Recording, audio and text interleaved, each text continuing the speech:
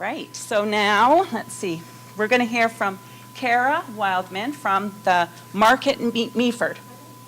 Oh, she's not here? No? No? Oh, okay. Well, I know Davan Penney is here because I can see him, so we're going to hear from Davan Cole Penney from Fairfields CSA in Neustadt, and he's a first-year farmer. He's moved up to Neustadt, which is a hotbed of CSAs and organic gardeners and wonderful community of young farmers. And Davan we're really happy to have him in the program, another market gardener. So come on up, Davan. I've lost myself here on the... Did you? Okay. You just have to get through. Should I give you guys a sec or just go? Yeah, so as Maria said, my name's Davan, and I just started a farm operation this year, a small market gardening operation. And I'll tell you a bit about that, but first I'll just tell you roughly sort of how I came to farming. I grew up in Toronto, so far from farmland, and I guess really started getting interested, especially in food, when I was in high school. I started cooking at a restaurant a bit, and so got really into working with food, and then through that sort of started trying to convince my mom to let me plant some tomatoes and basil and stuff in her flower garden, which was difficult, but but a good start nonetheless. I always enjoyed spending time outdoors and that kind of stuff. But wasn't sure exactly what I was going to do. I thought it was probably something in the food industry. Went to university and sort of learned a bit about agricultural issues, kind of more from a social, environmental side. Continued to work in restaurants and that kind of stuff and garden, and decided I should really maybe spend some time on a farm if I was going to do something related to food or agriculture.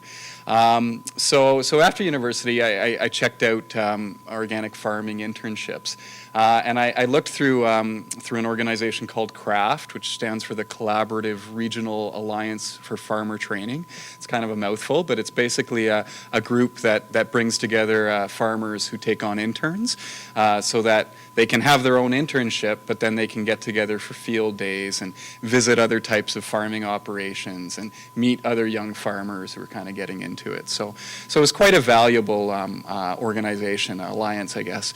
And the two farms I interned at through that, one was Everdale Environmental Learning Centre, which is close to Hillsburg, Ontario, closer to Guelph. And it's an organic farm, a functioning farm, and also an environmental learning center. So it was neat to be exposed to vegetable production there, but also, be exposed to straw bale construction and, solar power and quite a few other kind of related kind of green living things. So that was a good start. I still felt like I needed some skills to before I actually would try to break out on my own. So I did another internship, and that was at a farm called Orchard Hill, which is down in south of St. Thomas area, and it was a great experience. They've done cash cropping and orchard fruit and small fruit and vegetables now. They've bred horses. They've done some small-scale livestock. So they've sort of done quite a few different types of operations, and therefore had a huge knowledge base, but could also offer some insight into some of the challenges and joys I might face in each of those operations. They worked with draft horses, which is something I would really like to do.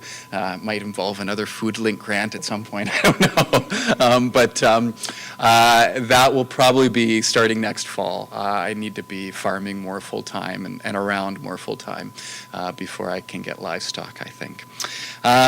Anyway, those were both really good experiences, and I actually went back to work at Orchard Hill Farm for a couple of summers, which was really good because it's hard to go from kind of working for free to running your own operation. There's not a lot in between often, not a lot of kind of valuable paid kind of agricultural work where you can still continue to learn and that kind of stuff. Or I didn't find so, at least.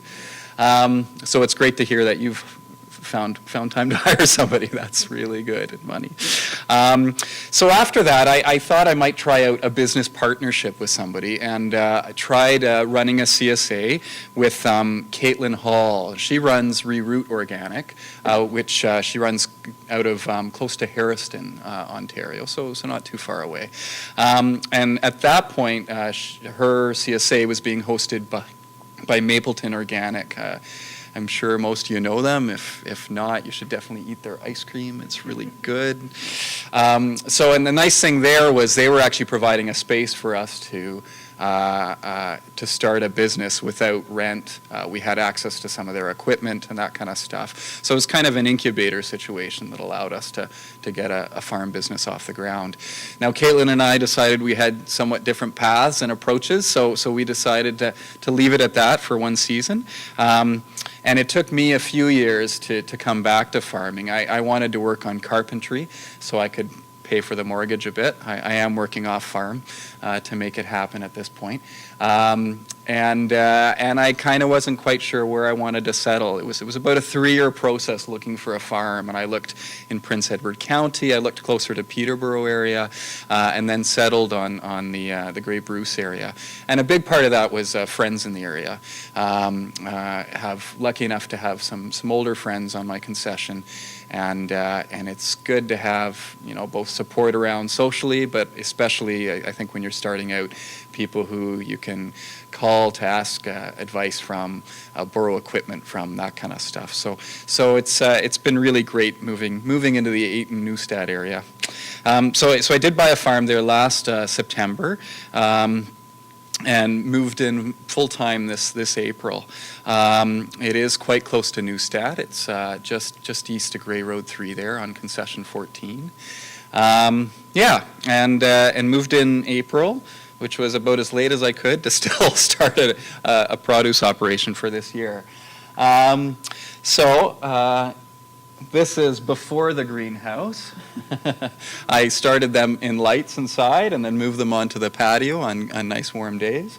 The grant I got through FoodLink was to help purchase the plastic to a bigger greenhouse that you're seeing some pictures of through there. Of course, I bought the frame secondhand for that in June, got it up by the end of June, and then it sat with tomatoes planted in it and basil and peppers and no plastic for about 3 months before I finally got there. So there's plastic on it now, and it should be operational. But it's definitely been a challenge this first year, getting to all the things on my list. I know all the things I want to do, and then I do my 4 days of work off the farm, and then I get to my 1 day of work on the farm, 3 days of work on the farm, and it's harvesting and trying to find a little bit of work-life balance. So it has been quite lovely, though. I did start a CSA this year. It's 11 members this year. For those of you who don't know, a CSA is a food box program where you get a box of whatever is seasonably available once a week for the course of the growing season. So this would be one of the shares, for instance, that we did. And then alongside that, I also just sold at a market stand in Neustadt at Noah's Inn, which, as Petra mentioned, unfortunately, the restaurant aspect has closed. So I no longer will be probably selling vegetables there next year either, but we'll hopefully have other venues for it as well.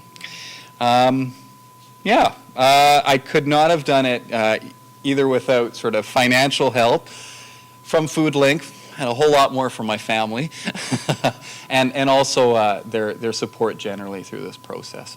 My mom and my uncle have both spent quite a few days a week up there for much of the season. My mom's retired, which is great. She's found a second career, which is great.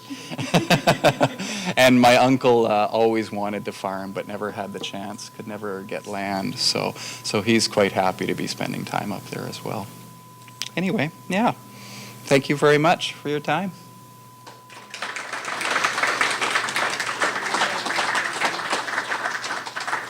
Oh, that's great. That's a beautiful greenhouse.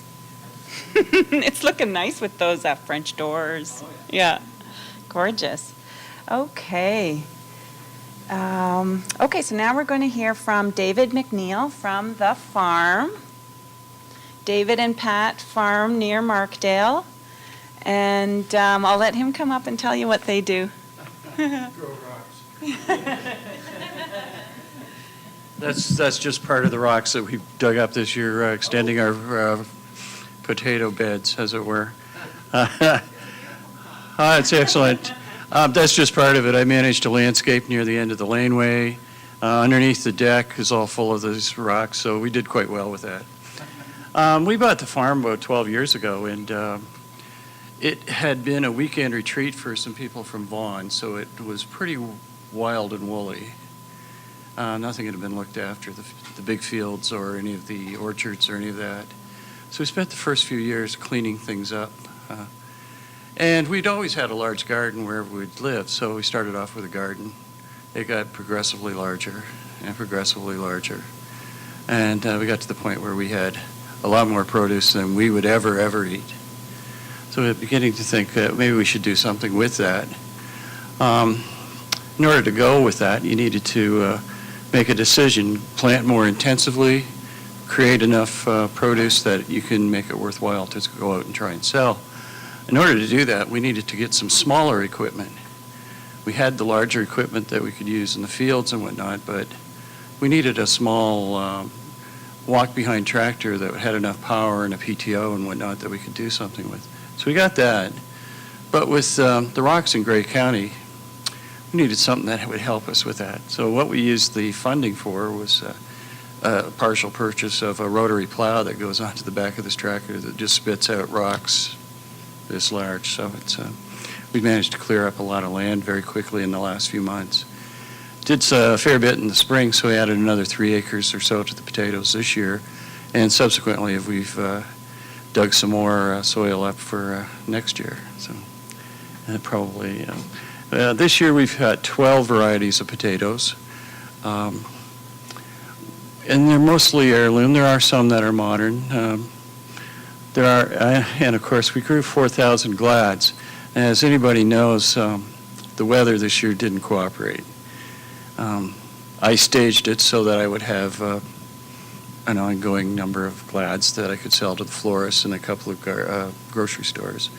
Well, lo and behold, they all went dormant because of the dry weather. So in September, I had 4,000 glads. They just looked absolutely gorgeous. So the only side benefit of that is I now probably have about 6,000 corms for next year. So we'll have a good crop for next year. The potatoes, we primarily sell wholesale to vegetable stores or like high-end. There's one in Barrie, there's the one in Flesherton, there's local food stores, and to restaurants. We've not been farm gate, nor have we done the farmers markets. I neither possess the time or the personality to do that. So.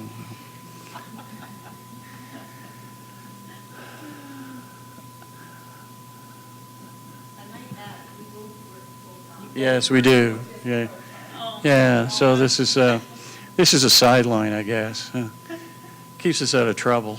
Don't spend much time at the bars, that sort of thing. So. How much more we'll grow with this is really we're unsure of. This is the fields are mostly in grain and silage, so.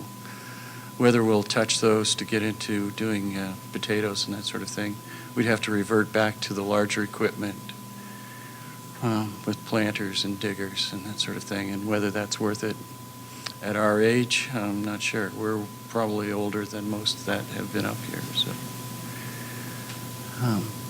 but it does keep us active, and we've quite enjoyed the experience. And very much appreciate, as you can see, that size of like a quarter-acre plot or smaller, you can't use a tractor and a plow and a cultivator. Actually, I turned that all over in a couple hours with that small tractor, including digging rocks out.